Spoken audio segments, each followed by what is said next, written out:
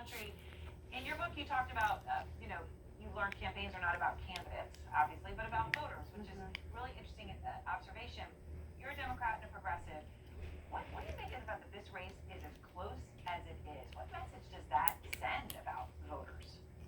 Well, actually, polls show that the election is tied, which is incredible. McAuliffe is a former governor. He's got the experience. He's a DNC head. And Youngkin, who, in my opinion, is very Trumpy, but trying to hide that aspect of who he is. So I feel like Virginia is really at a crossroads. And, I get it. I know that many people are tired, and I feel like politics is tiring. But as President Obama said the other day in Virginia, we can't afford to be tired. We have to get out there and vote. Also have a soft spot in my heart because Virginia was the 38th state to ratify the Equal Rights Amendment. And last Thursday, I testified in front of Congress to lift the poison pill deadline placed on the Equal Rights Amendment. So yeah, please, Virginia, get out there and vote. So you talk about that testimony, and you did testify before Congress. You want them to pass, obviously, the legislation to end gender discrimination. This is you here last week. And you've been arrested. You were arrested during a protest outside the White House over the push to protect voting rights. And you write about this in your book and your decision to care so deeply about these things, why you do this, and things that President Biden has promised to stand up for. Here it is.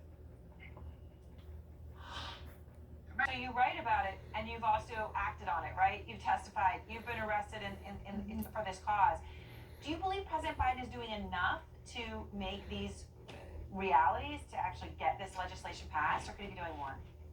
So just to clarify, I was arrested actually because, in my opinion, we elected a Democratic government specifically, to get his agenda done, and that progressive agenda done. And in my lifetime, this agenda is the most progressive agenda, and it's what people want.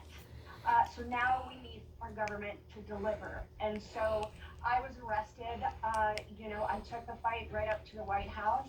The Freedom to Vote Act is something that means a lot to this country. The freedom to vote is the bedrock of our nation. States have introduced 425 bills making it harder for people to vote. 13 Republican-led states have passed 33 laws aimed at making it more difficult to vote. And I went to the White House with People for the American Way, and we want Biden, we're demanding of Biden to use all of his power and influence to get past the Freedom to Vote Act, the John Lewis Voting Rights Advancement Act, and DC statehood as soon as possible, even if that means getting rid of the filibuster.